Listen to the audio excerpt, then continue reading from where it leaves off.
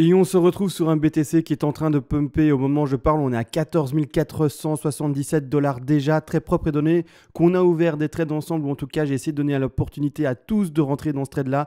Haussier, vous le savez, sur le BTC, c'est-à-dire qu'on va retourner en fait sur l'initiation au tout début des premiers trades pour ce mouvement haussier qui sont, bien, comme vous le voyez ici, le 28 octobre d'année 2020. Donc attention, je parle ici d'un trade tout récent, hein, donc il n'y a même pas de ça, il y a quelques jours maintenant, même pas une semaine. On voyait à un moment un petit top sur les 13 800 $ et par après un petit dump qui s'est effectué sur des bougies rouges.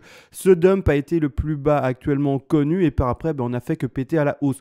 Ouverture de trade, rappelez-vous, sur une 4 qui est faible au 23,6, étant donné que la 2 était forte. Bref, tout ce que j'explique en vidéo. C'est-à-dire que trade ouvert pour certains à 12 900, 13 000 $ et par après, on n'a fait que décompter finalement la vague 4 en plusieurs figures potentielles, triangle ABC, ABC en flat.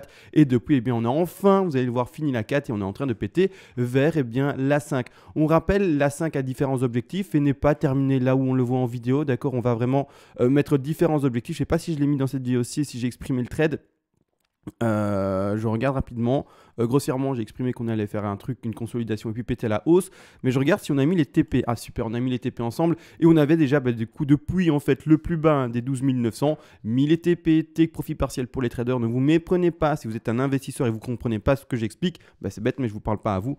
Je parle aux traders également durant cette vidéo. À part voir ce trade là et voir la potentielle hausse de notre petit BTC à venir. Je vais également en fin de vidéo faire une projection des prix très haussière. C'est-à-dire qu'en fait je vais voir le cycle à venir pour normalement les 3 ans à venir, donc c'est-à-dire le prochain cycle aussi du BTC. Je vais faire ça en fin de vidéo, donc voilà, ceux qui veulent le voir, restez à la fin. Ou alors, si vous n'êtes pas intéressé par la partie trading, prenez votre petit doigt et allez vers la moitié, voire même les 2/3 de vidéo et vous aurez l'explication tout simplement sur les projections haussières, entre guillemets moyen-long terme, parce qu'on parlera en termes de 2 ans, 3 ans, en tout cas le prochain cycle haussier.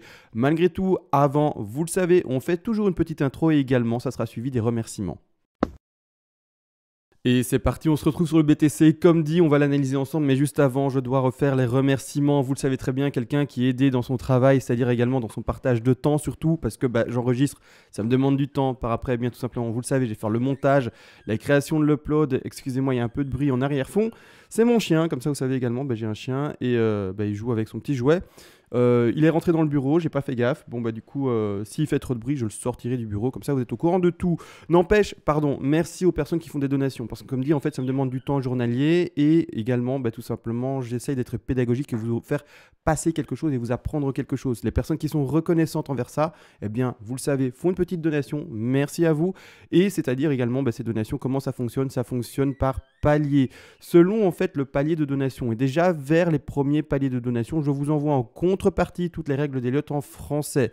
Ainsi, vous pourrez apprendre de manière concise, c'est-à-dire en fait j'ai écrit ça de manière concise et non pas, je rappelle, ça c'est vite fait également, mais en une encyclopédie, si j'arrive à dire le mot correctement, de 12 volumes avec 800 pages dans chaque volume pour faire semblant et vous envoyer du papier et faire du feu avec. Non, l'objectif c'est juste d'envoyer et de distiller la connaissance le plus facilement et le plus rapidement possible. Et donc, tout ce qui est encyclopédie, volume, etc., on met à la poubelle et on va vraiment à l'essentiel. Merci à ces personnes du coup qui font des donations. Vous le savez très bien, vous aurez le PDF du coup. En tout cas vers les premiers paliers. Et en plus de cela, vous aurez comme tous les jours finalement mon assistance entre guillemets par rapport au décompte, voir comment on peut travailler ça, comment est-ce qu'on peut temporiser également le travail, etc. Enfin bref, toute l'évolution, on l'a fait en vidéo pratiquement journalière ensemble. Alors le petit chien, il fait beaucoup de bruit quand même. Bon, on va rester là. S'il fait plus de bruit, là il est en train de sortir, il va dans le couloir. Bon, voilà, tant mieux, il est dans le couloir. Bon, on verra après. Bon, bref, on ouvre maintenant l'écran, c'est parti, et on analyse ceci. Alors, premièrement, comme vu en fait en début de vidéo, je rappelle, j'ai tout fait pour donner l'opportunité aux personnes de re-rentrer dans ce train qui était maintenant haussier et qui est en train de péter les plus hauts, d'accord? Vous allez voir que les objectifs haussiers sont assez intéressants. En tout cas, pour ce trade-là, étant donné qu'on a des objectifs qui vont jusqu'à 16 800 et voire même un peu plus, vous allez le voir durant cette vidéo. Mais c'est-à-dire que clairement, j'ai tout fait pour. Depuis en fait ce bas-là, donc je vais l'entourer. Je vais l'entourer ici. Je crois qu'on entend même mon chien boire. Oh là là, incroyable. Bon, bref. Depuis en fait ici le bas des 12 900, donc c'est-à-dire le bas qui est montré dans cette vidéo-ci, ouverture de trade, en tout cas simulé en vidéo et vous étiez libre de le faire ou pas. Vous voyez ici à droite on est à 12 000. Déjà là sur le rebond on est un peu plus haut. quand même. On est déjà à 13 192, 192, mais clairement ici, le bas de bougie, c'est 12 900. Donc ici, ouverture de trade, on rebondit et on voit tout simplement bien comment ça se passe par après. Ben, maintenant, on a essayé d'analyser ensemble. Rappelez-vous, pour ceux qui ont vu la vidéo d'hier, avant-hier, etc., une foultitude de figures. Le BTC a été extrêmement complexe. On est parti au début sur une ABC en flat, puis par après, il a complexifié la chose. Il y a eu sûrement une tronquée, je vais vous montrer ça par après.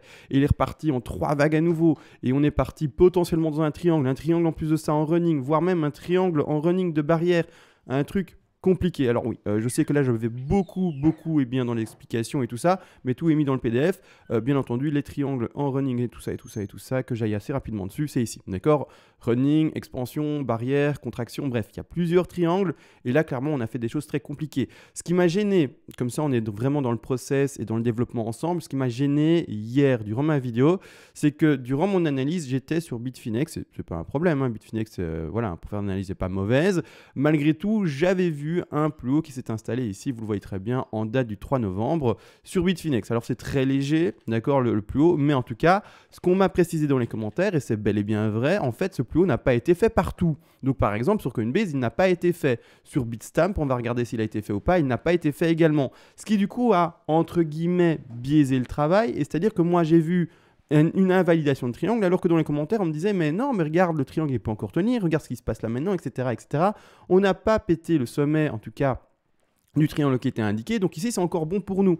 Quand vous êtes dans cette configuration-là, d'accord, je préfère préciser, gardez votre plan de trading. À vous, ne soyez pas influencé par un autre échange. Moi, malheureusement, j'étais sur un autre échange pour cette analyse-ci. Je n'avais pas vu que sur les autres, finalement, échanges, eh bien, on n'avait pas pété ce plus haut. Je ne vérifie pas à chaque fois tous les échanges pour voir si oui ou non on pète au centime près. Sur tous les échanges, je ne fais pas attention et toujours gaffe. Je suis humain et parfois, eh bien du tout, je ne fais pas attention à ça. Donc, les commentaires, tout à fait légitimes. Malgré tout, pour voir ici une ABCDE, alors, on va pas se cacher, il faut quand même qu'elle tienne une figure. Et ici, également, un terme de temps de développement, entre guillemets, par les vagues. C'est-à-dire que je vais vous dessiner une ABCD propre, là en dessous, hein, en dessous de la figure, et puis après, on va essayer de la retransposer là-dessus. Vous allez voir que également, elle a du mal à tenir. Regardez, je vais vous dessiner premièrement une ABCDE, tout ce qui est de plus simple, hein, propre. Hein. Et même, je vais la symboliser comme ici en running. Donc A, B, C, D, puis E. Alors, je fais attention du coup à ce que j'explique. Donc, hop, ici, un peu plus longue. Et du coup, la E devrait être également un peu plus longue. Alors là, je crois que le chien, il abuse. Je regarde. Bon, il est occupé de jouer avec son panier qu'il est en train de déplacer sous mon bureau. C'est un grand n'importe quoi. Bref, tant qu'il ne fait pas trop de conneries, on va le laisser faire, c'est pas grave.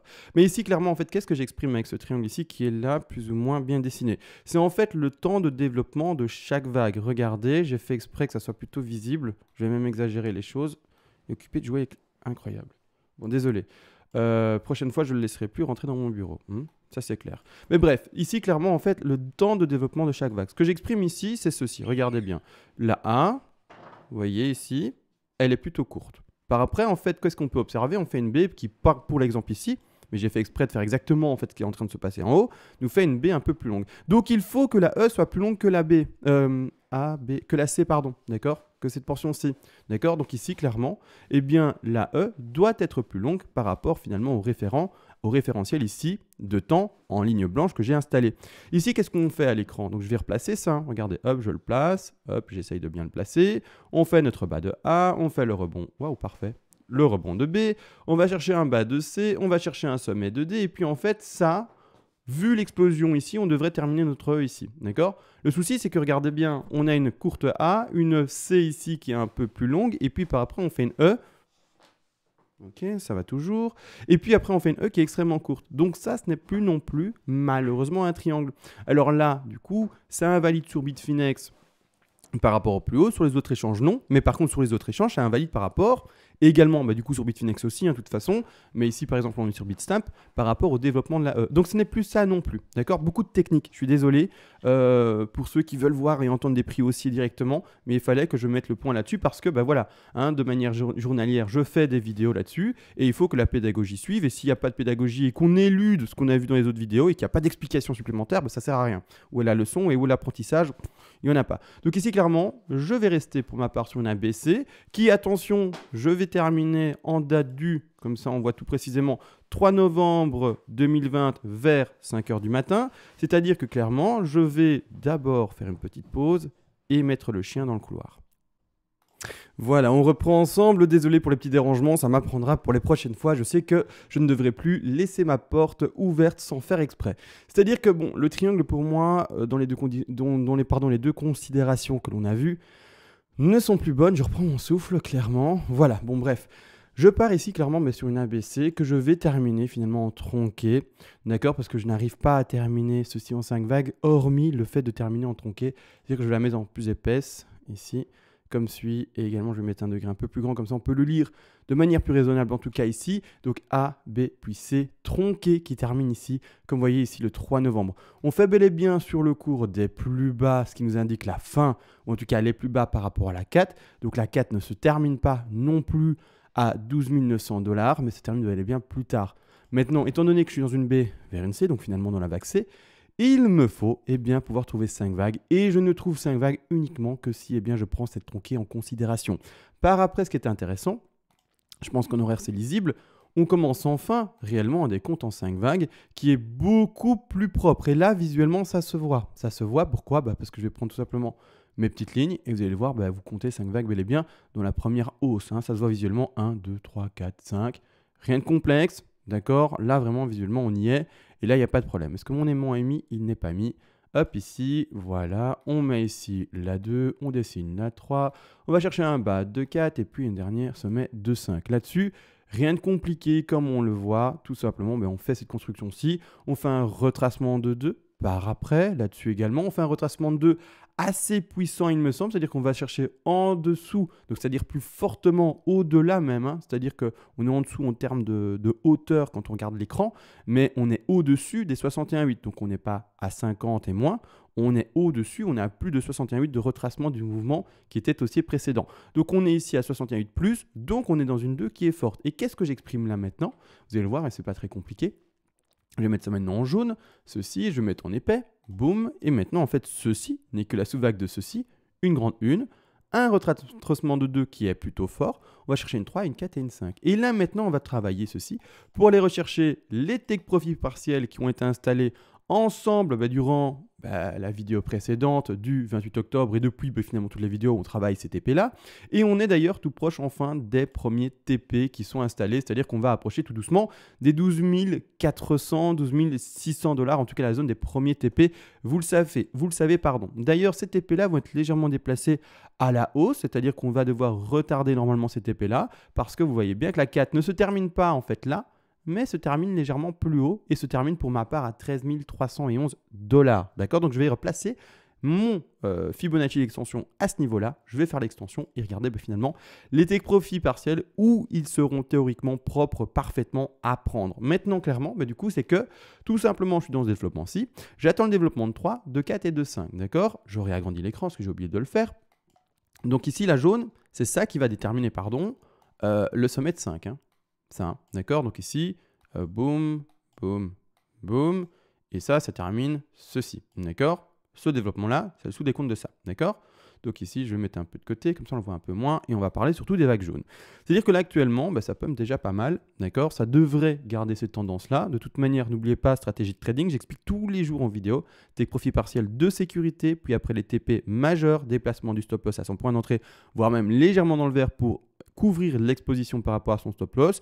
Également, ne jamais clôturer un trade qui est gagnant, d'accord ? On le clôture seulement sur sortie de stop loss déplacé dans le vert ou des choses comme ça, mais on ne le clôture jamais manuellement, ou en tout cas juste parce qu'on croit à un autre mouvement. Parce qu'en fait, je dis ça comme ça, petite interlude, petite parenthèse. En fait, j'ai lu dans les commentaires de ce matin et quelqu'un a répondu à ma place, qui d'ailleurs son pseudo c'est Rafik si je me trompe pas, donc merci Rafik d'avoir répondu, ta réponse était parfaite, nickel. C'est-à-dire que quelqu'un a dit en fait moi j'ai ouvert un long vers je ne sais pas. Elle n'a pas dit le prix, mais elle était dans un long qui était bien mené, qu'elle expliquait. Donc elle a sûrement peut-être ouvert vers les 12 009, 13 100, que sais-je. Mais en tout cas, un long qui se passait bien pour elle. Puis par après, elle a vu l'analyse d'hier et elle s'est dit « Ah, je vais jouer toutes les petites vagues. » Donc potentiellement, la E, etc. d'un triangle. Le souci, c'est que non, on ne fait pas ça. On n'essaye pas de jouer toutes les vagues. Quand vous avez un trade ouvert qui se tient bien, ne clôturez pas pour ouvrir un autre. Pourquoi lâcher quelque chose qui fonctionne? Pourquoi lâcher quelque chose qui est déjà rentable? Non, d'accord, on ne clôture pas pour essayer toutes les vagues au monde. Vous avez un trade qui est bénéficiaire, ne le clôturez pas. Je le dis toujours, quand on est en bénéfice, on clôture le plus tardivement son trade. Quand on est en perte, là, on le clôture le plus rapidement possible, et d'où le stop loss. Mais autrement, on ne clôture pas un trade qui est gagnant juste pour essayer de choper toutes les vagues au monde, d'accord? Non, on reste dans son trade et on chope le mouvement haussier qui est d'ailleurs majeur. Là maintenant, vous le savez très bien, on est dans un plan de trade qui est boule et donc chaque retracement de bougie rouge, comme ici, on va les choper pour faire des longs et non pas le contraire. On va pas essayer de choper tous les trades comme si on était le loup de Wall Street et se dire, ben voilà, moi je lis le graphique à mort, je suis un dieu et j'ai la boule de cristal. C'est pas le cas, d'accord? Donc gardez la méthodologie de trading et vous laissez pas avoir par le, je suis sûr du coup que ça va se passer, que ça va se passer, ça va se passer et ça va se passer. Non, vous n'en savez rien. Une fois que votre trade est dans le vert, restez dans votre trade, d'accord?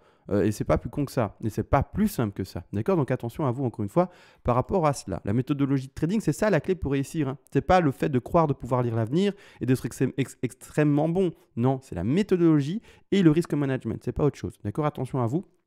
Bien entendu, mais de toute manière, hein, c'est le temps qui va faire, hein. C'est une erreur qu'on retient, et puis par après, bon, on la refait plus, hein, sauf si on a oublié cette erreur, mais comme l'histoire, malheureusement, on dit toujours que l'histoire doit être écrite pour finalement la retenir et également du coup plus reproduire les mêmes erreurs. Malheureusement, on peut voir dans le temps que les gens oublient et souvent les gens et l'histoire se répètent malheureusement et que les guerres, etc. et les affrosités qui peuvent exister se reproduisent et on ne peut rien y faire. Donc attention à vous, hein. Rappelez-vous de vos erreurs et ne les refaites pas s'il vous plaît.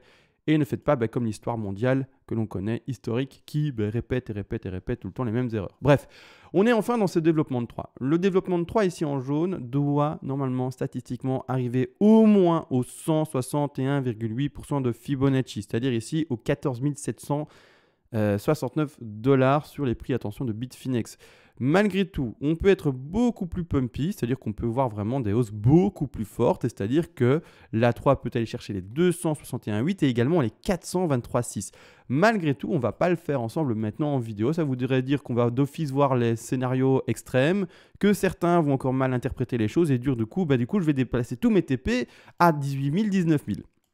Non, d'accord, la stratégie c'est de jouer les grandes vagues, c'est-à-dire qu'on joue les bleus, d'accord, et c'est ces bleus-là qui vont donner finalement une configuration sur laquelle on va mettre nos TP. Toujours ne jamais clôturer à fond son trade, c'est-à-dire que même en dernier TP à 16008, on ne va pas clôturer et sortir de sa position à 100%, on va garder 5, 10, 15%, même peut-être un peu plus si vous êtes libre, si vous voulez laisser plus d'exposition ouverte sur ce trade-là, mais clairement, si le trade veut continuer à péter, on aura encore 5, 10, 15% dans la course pour monter avec.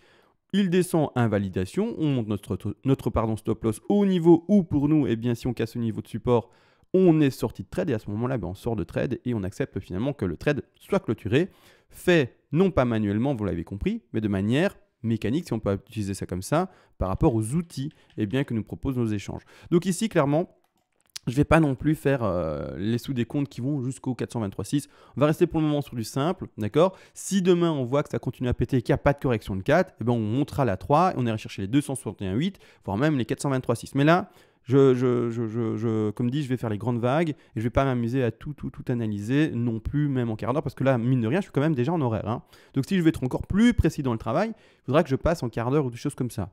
Attention à ça. Je vous l'ai déjà dit, moi je fais du swing trade sur entre guillemets du long terme, si on peut appeler ça comme ça. Je ne fais pas du trade sur de l'horaire, de la minute ou des choses comme ça. Vraiment, pour moi, ça s'étale souvent sur des journées, des semaines et voire même parfois un mois ou deux ou parfois, bref, plus. En tout cas, une chose est sûre, c'est qu'on va chercher nos 161,8 ici, clairement, qui sont à 14 773 $ minimum.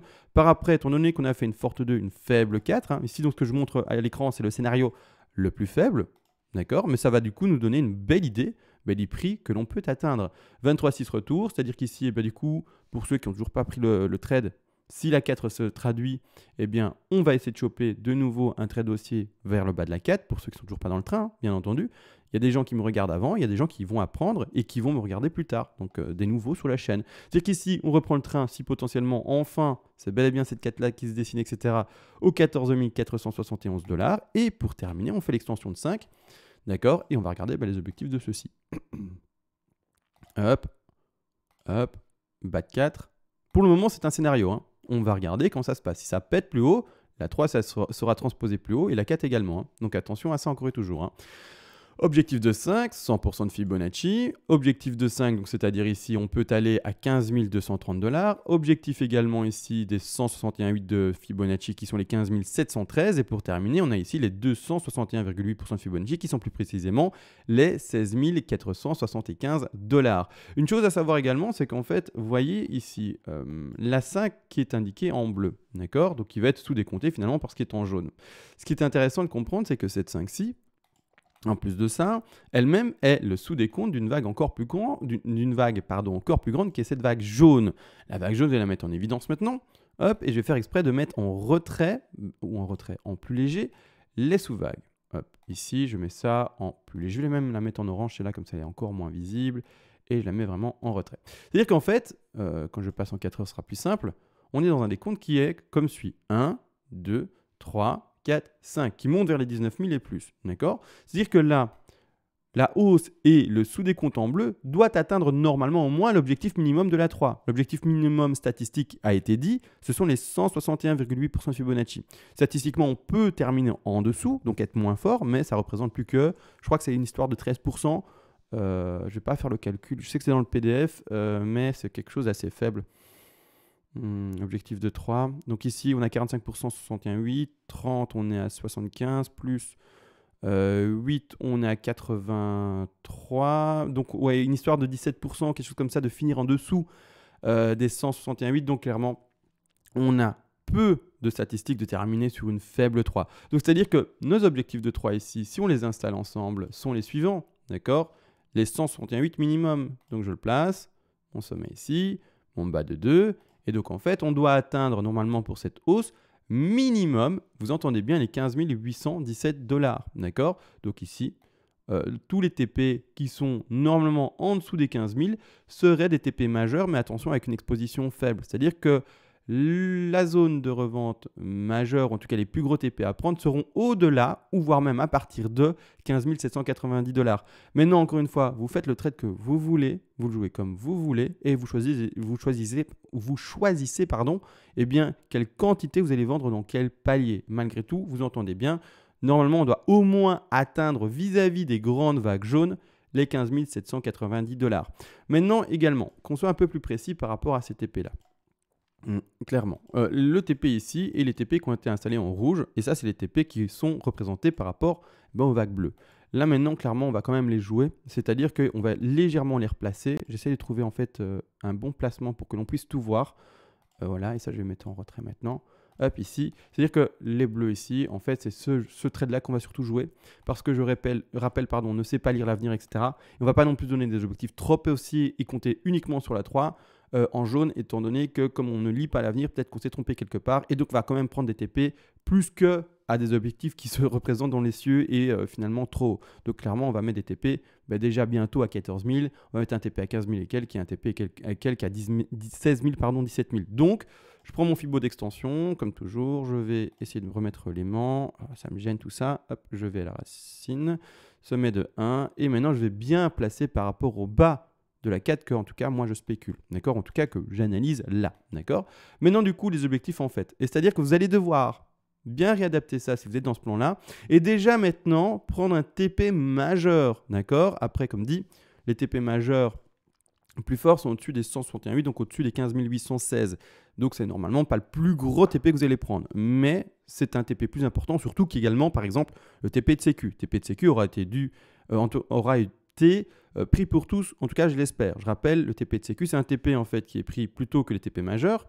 Donc, pas dans les objectifs des 100, 161,8 et 261,8 pour la 5, mais un TP qui est pris par exemple au 61,8 qui va permettre de couvrir vos frais, d'accord? Qui va permettre de faire un petit bénéfice si jamais le cours il chute, au cas où vous avez bien entendu déplacé votre stop loss à votre point d'entrée, voire même légèrement dans le vert. Je rappelle, un TP de Sécu ne va jamais couvrir votre stop loss si vous ne le déplacez pas, d'accord? Il va juste diminuer du coup la perte potentielle, mais il ne va pas couvrir le stop loss complètement, d'accord? Donc ici, clairement, TP de Sécu, de toute façon, je l'explique presque tous les jours, je le retire et j'expliquerai peut-être ça de manière plus précise un autre jour. Mais c'est-à-dire que là maintenant, on est déjà tout proche de ce premier TP majeur à prendre qui se retrouve à 14 599 $. Donc si on arrive à cette zone-là, que vous ne prenez pas de take profit partiel, pour moi, vous loupez une étape. Maintenant, à vous de voir si vous avez un autre plan. Si vous avez un autre plan et d'autres TP, vous ne loupez pas d'étape, vous faites un autre plan de trade. Mais si c'est ce plan de trade ici à l'écran que vous essayez de suivre, sachez-le, c'est un TP à prendre. Ce n'est pas un TP à du tout négliger. Vous prenez peut-être 15%, 20% sur ce TP-là. D'accord? C'est important de le comprendre. Alors, je donne un exemple. Vous faites bien entendu ce que vous voulez. Mais c'est important de prendre un TP qui est appelé majeur. Donc, c'est vraiment une revente de sa position acheteuse par rapport à un long assez important.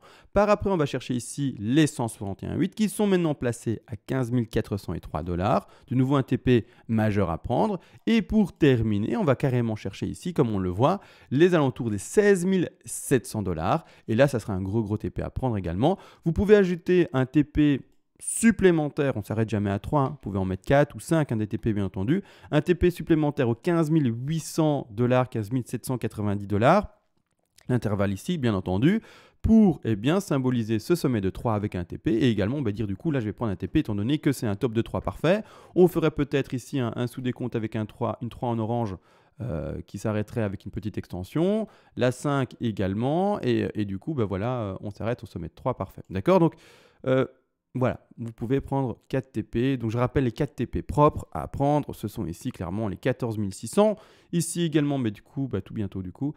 Ici également les 15 404 $. Ici, le TP sommet de 3 en jaune qui a été placé à 161,8 à 15 817 $. Et pour terminer ici, si on devait péter plus haut, un TP également à placer à 16 700 $. Jamais tout clôturé, c'est-à-dire que quand on arrivera à ce prix-là, comme je l'ai dit, vous gardez un peu, d'accord? Vous n'aurez pas revendu à ce prix-là, à 16 000 et quelques, la totalité de votre trade. Vous allez garder un peu au cas où ça pète à la hausse, etc. Et du coup, chaque bénéfice supplémentaire est à prendre, alors que chaque perte est à rejeter et du coup à mettre à la poubelle. Donc maintenant, ça c'est dit. Pour le trade, maintenant ce que je vais m'amuser à faire, et vous l'aurez compris, c'est finalement la projection des prix haussiers sur, entre guillemets, du long terme.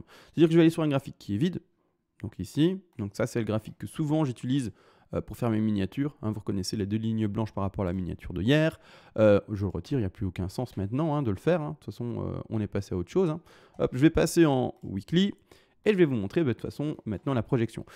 Là, ce qui est à gauche, c'est quand j'explique ce qu'est un halving et des choses comme ça, les 210 000 blocs, tout ça, vous êtes au courant. Bref, là maintenant, je vais faire vraiment la projection haussière sur le prochain cycle haussier. Donc, comment ça va se passer?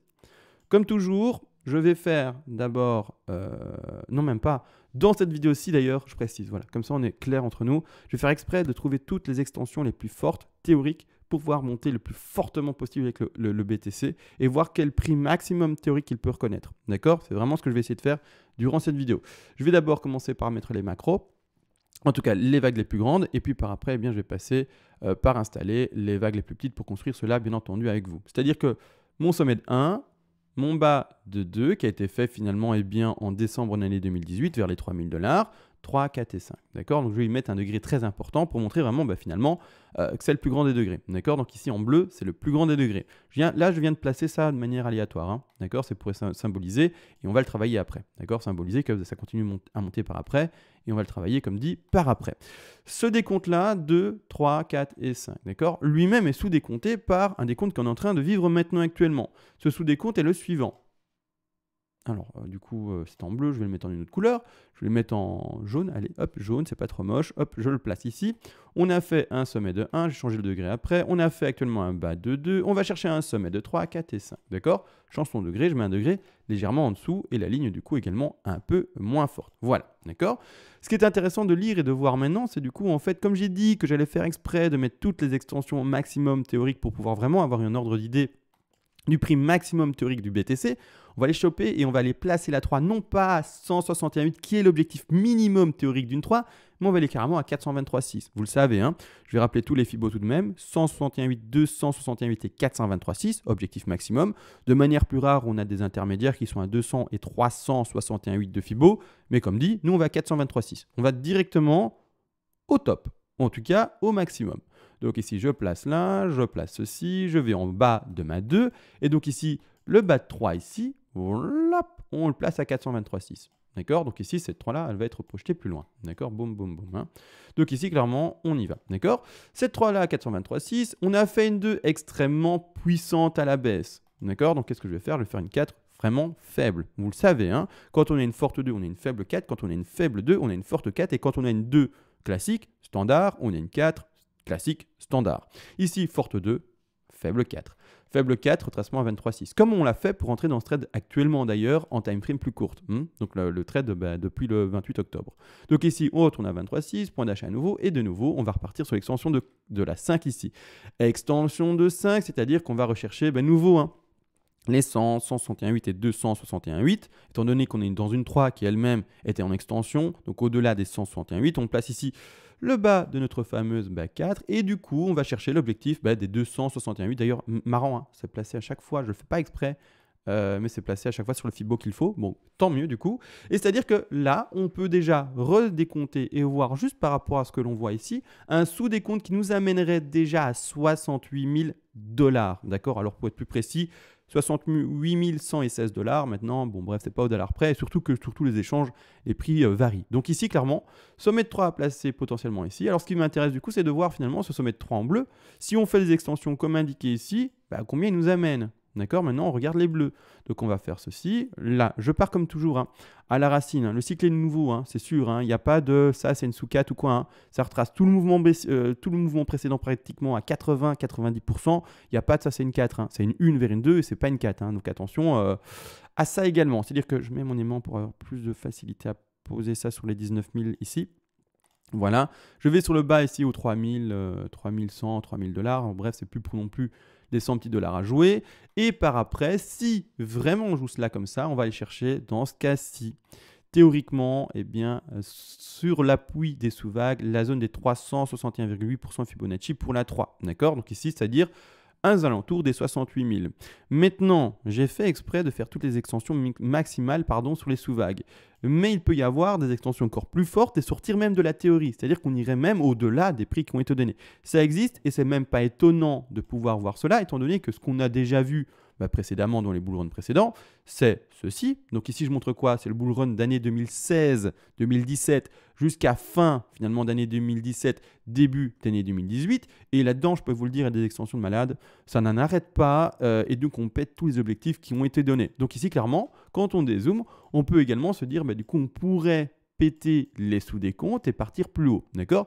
Dans cette configuration-ci, on a déjà une belle idée que l'on peut voir ici en jaune pour les quelques mois, même l'année à venir. D'accord? Donc c'est vraiment très sympa comme configuration. Donc attention aux dates ici en dessous, là-bas en dessous. Vous voyez que ça s'étend pour le moment jusqu'à 2023. Non, je n'ai pas posé ça selon les dates. Je ne sais pas travailler le temps. Je ne travaille que les intensités de prix et c'était posé sur les dates, donc sur l'axe horizontal, de manière complètement hasardeuse. D'accord? Donc attention à ça, bien entendu. D'accord? Donc la 4, je peux bien la placer là ou là. Ça, c'est passé de manière hasardeuse. D'accord? Ça, il faut également en avoir conscience. Malgré tout, je vais partir, comme dit aujourd'hui, non pas dans du faible, mais dans de l'extension vraiment importante. C'est-à-dire que je vais passer mon bas ici et je ne vais pas partir du principe que notre 5 s'arrêterait sur ces objectifs théoriques maximum, mais je vais carrément m'appuyer sur la 3 qui est encore une fois la configuration supplémentaire, c'est-à-dire la configuration plus haute, donc le degré plus haut. Donc ici, on va aller taper un 423,6 en admettant qu'on fera une extension soit sur la 3, soit sur la 5 qui pètera ses objectifs. Et donc, on terminera un peu plus haut. Donc ici, clairement, qu'est-ce qu'on voit? Un objectif à 423,6 qui nous installe déjà le BTC à 86 709 $. Je fais exprès d'être extrêmement boule, les amis. Donc, c'est normal que j'aille chercher les Fibos chaque fois maximum. Là, maintenant, du coup, on fait également un retracement de 4 faibles. Alors, faible étant donné qu'on a fait une 2 forte, faible 4. Faible 4, on va chercher ensemble les 23,6. D'accord? J'essaie de bien placer mon pointillé. On va chercher ensemble le 23,6. 23,6, boum, là. D'accord? 23,6 à 66 831 $. Et enfin, la dernière extension de la 5. Là, maintenant, ce que je vais donner, ce sont les prix théoriques maximum. D'accord? Théorique maximum, sans qu'il soit pété à la hausse dans un bull run de ouf, comme jamais, et quelque chose qu'on ne sait pas retenir, tellement c'est fort et haussier. Donc ici, clairement, hop, je suis de nouveau au bon prix. Je pose ça, et maintenant, les zone théorique maximum, voire même la zone théorique maximum pour le BTC, sont les, je lis bien là, les 118 207 $. Vous entendez bien, les 118 207 $. Donc ici, clairement, pour moi, voir un BTC à ce prix-là ne m'étonnerait pas du tout. Voir un BTC au-delà de ce prix-là ne m'étonnerait pas non plus, étant donné que l'on peut très bien faire un bull run comme on l'a connu précédemment, mais de fou, d'accord? Donc quand on est monté aux 20 000 $, c'était un bull run de dingue, étant donné que, rappelez-vous, je vais mettre ça en logarithmique et je vais zoomer dessus, donc la phase de consolidation, elle était là, d'accord? Donc dernier petit bull run vers la fin d'année 2013, on fait le crash, d'accord? On va chercher des plus bas qui vont retrouver déjà en 2015, il n'y a pas si longtemps que ça, ça n'y a même pas 5 ans de ça, 2015, les 149 $, et après 5 ans, on en est où? On est à 20 000. Je vous laisse faire le ratio. Je vous laisse faire le ratio. Celui qui a acheté à 150, pour donner un exemple, ou en tout cas sur 5 ans, le BTC a bel et bien été à 150, jusqu'à 20 000, donc presque, parce qu'on n'a pas atteint les 20 000, on a atteint les 19 000 et quelques. Je vous laisse faire le ratio. C'est un peu la même chose ici. On peut très bien monter à 100 000 et on peut très bien également péter ces 118 000, comme donné ici, et aller plus haut. Maintenant, à voir, bien entendu. On va analyser ça ensemble, on va lire ça ensemble, on va essayer de faire de notre mieux, bien entendu, et voir cela. Mais c'est-à-dire que le prix théorique est plus qu'intéressant, vraiment, vraiment, vraiment. Et en plus de ça, ceci ne représente qu'un cycle. Il y a plusieurs cycles à suivre sur 10 ans, 15 ans, 20 ans, 30 ans, 40 ans et plus. Parce que vous savez très bien, le BTC, normalement, je touche du bois, donc je suis encore sur mon bureau en train de toucher le bois. Clairement, il est, j'ose espérer, là pour des lurettes et des lurettes, c'est-à-dire des générations et des siècles et des siècles. Maintenant, on verra. Moi-même, en fait, je dis on verra, mais moi, je ne saurais pas, étant donné que je serai mort, mais l'avenir le saura. Parce que nous, on ne le saura pas, on ne sera pas avec l'avenir, malheureusement. Mais donc, du coup, voilà, la projection de prix, 118 000 $ pour le moment, maximum théorique. À voir ce que va nous faire le BTC. En tout cas, c'est pour avoir un ordre d'idée. Ce travail-là, pour le moment, n'a aucun sens, entre guillemets, parce qu'on est beaucoup trop tôt, mais ça peut déjà nous ouvrir l'esprit et nous dire, ok, je me prépare déjà à potentiellement connaître ce prix-là. Comment est-ce que je vais réagir si on atteint ce prix-là? Est-ce que je vends? Est-ce que je garde pour garder plus longtemps, pour, je ne sais pas, 10-15 ans? Est-ce que si j'atteins ce prix-là, je peux, en revendant, avoir la liberté financière ou des choses comme ça? Je ne sais pas votre objectif, mais ça vous permet déjà de calculer et travailler cela en amont et déjà avoir un ordre d'idée, savoir peut-être comment réagir si jamais on atteint ce prix-là. Et pas le jour où on atteint ce prix-là, être un peu euphorique et pas savoir quoi faire, d'accord? Prenez le repos, profitez du temps qu'on a maintenant, donc peut-être l'année, les 2 ans à venir, pour pouvoir y réfléchir et se dire, ben voilà, qu'est-ce que je fais? Est-ce que c'est ça que je veux atteindre comme objectif et sortir du marché? Est-ce que je veux rester dans ce marché beaucoup plus longtemps et suivre plusieurs finalement phases de crash? Parce qu'après cette 5-là, il ne faut pas être idiot, mais on le sait, recrash. Puis après, reprise de nouveau d'acheteurs et remontée. Mais à vous de voir combien de cycles vous voulez endurer. Est-ce que une phase de hausse vous suffit, etc. Également, petit disclaimer, là maintenant c'est impressionnant comme toujours, waouh, un BTC à 100 000 plus, etc., etc. Si je garde mon BTC, etc., sur super longtemps, ça va me faire full thune, je parle de manière grossière, mais c'est vraiment pour faire comprendre que là c'est vraiment l'euphorie de la personne qui s'exprime. Clairement, il faut comprendre une chose, c'est que ne vendez pas votre maison, votre femme, vos enfants, votre chien, par exemple pour moi, ne vendez pas, gardez votre aisance de vie. Il faut qu'en fait l'argent que vous allez investir sur un actif, que ça soit crypto-monnaie ou autre, peu importe, ne change absolument pas vos habitudes, votre aisance de vie. Vous devez garder votre voiture, votre assurance. Vous devez également garder la possibilité de nourrir vos enfants à la cantine, à l'école ou des choses comme ça. Vous devez garder en fait vos habitudes de vie et il faut que si par exemple le BTC crachait et ne soit jamais rentable, alors là, je ne l'espère pas, mais il faut comprendre cela et c'est ce que j'essaye de vous transmettre. Si jamais le BTC, un de ces 4, n'est jamais rentable, et c'est-à-dire qu'en fait, il ne fait que du range à l'horizontale et ne monte pas comme je le montre ici à l'écran, eh bien que vous ne regrettiez du coup pas. Parce que vous allez vous dire, mince, j'ai vendu ma femme. Alors je suis désolé, c'est vraiment une image entre hommes, c'est pour rigoler. D'accord, je sais que de toute façon, malheureusement, il n'y a que 3% de mes auditeurs qui sont des femmes. Mais c'est pour ça, c'est un monde très masculin, c'est pour ça que j'en rigole. Mais je ne suis pas sexiste du tout, féministe ou quoi que ce soit, je ne suis pas macho non plus, c'est juste pour rigoler. Mais c'est-à-dire que clairement, ne vendez pas votre voiture, votre maison et n'exagérez pas finalement dans l'exposition et dans le risque que vous prenez par rapport au BTC. Mettez ce que vous pouvez et vivez avec ça. Dites-vous, tant pis, je ne peux mettre entre guillemets que ça, c'est vrai. Si vous ne pouvez pas mettre plus et que pour vous, ce n'est pas suffisant, mais vivez avec ça et puis c'est tout. N'exagérez pas. bien entendu, parce que c'est bien beau ce que je montre à l'écran, mais si c'est pas ça qui se passe, ben mince quoi. D'accord, vous perdez une maison quoi, ou vous perdez une voiture, ou vous perdez je ne sais pas quoi, vous perdez tous les restaurants que vous faisiez peut-être tous les week-ends. Non, hein, gardez vos restaurants tous les week-ends si vous adorez manger au restaurant, d'accord. Gardez votre sport favori si vous aimez bien faire, je ne sais pas quel sport, du billard. Gardez votre inscription au club de billard, par exemple. Hein. Faites des choses normales et restez finalement dans votre vie classique sans la changer pour autant pour le BTC, d'accord. Donc là maintenant tout a été dit, disclaimer fait, etc. On va se laisser. Désolé aujourd'hui pour le dérangement avec le petit chien. La prochaine fois ça m'apprendra, je fermerai la porte. Et puis voilà. Sur ce, on se laisse, on se voit, je vous espérais dès qu'il se passe quelque chose d'intéressant sur le graphique. Et normalement, je vous espérais également, du coup, à demain. Ciao.